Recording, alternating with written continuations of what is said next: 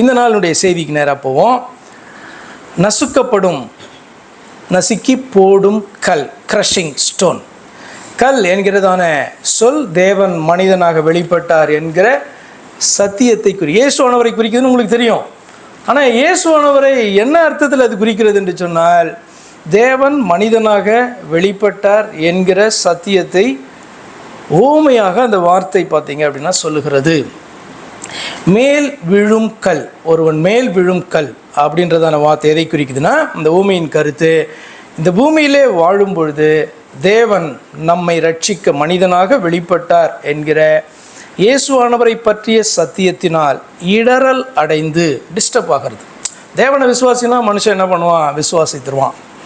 ஆனால் தேவனே நமக்காக மனிதனாக வந்தார், அவர் தான் இந்த இயேசு கிறிஸ்து என்று விசுவாசி என்று சொன்னால் கொஞ்சம் டிஸ்டர்ப் ஆகிறோம். அதுதான் இடரல் அடையிறது. அப்படி இயேசுவானவரை குறித்த இந்த குறிப்பிட்ட காரியத்தில் சத்தியத்தில் இடரல் அடைந்து அவரை ஏற்க மறுக்கிற ஆத்துமா நியாய தீர்ப்பில் அவரை மகா தேவனாக சந்திக்கும் நாள் தான் கல் அவன் மேல் விழும் நாள் என்று அர்த்தம். நசுக்கி போடும். இந்த பூமியில் அது நடக்காது. இந்த பூமியில் அந்த கல் உங்களை நசுக்காது. நல்லா புரிந்து கொள்ளுங்க. அப்போ அவன் மேல் விழும் கல் நசுக்கி போடுங்கள்னா அதனுடைய அர்த்தம் இதுதான். மகாதேவனாக அவரை சந்திக்கும் போது அவனை நசுக்குகிற நாள். நசுக்கி போடும் கல் என்கிறதான வார்த்தை பார்த்திங்கன்னா காணப்படுது. அந்த ஊமையின் கருத்து என்னென்னா, தேவன் மனிதருக்கு ஏற்படுத்தின ரட்சிப்பின் வழி அந்நாளிலே மூடப்பட்டிருக்கும்.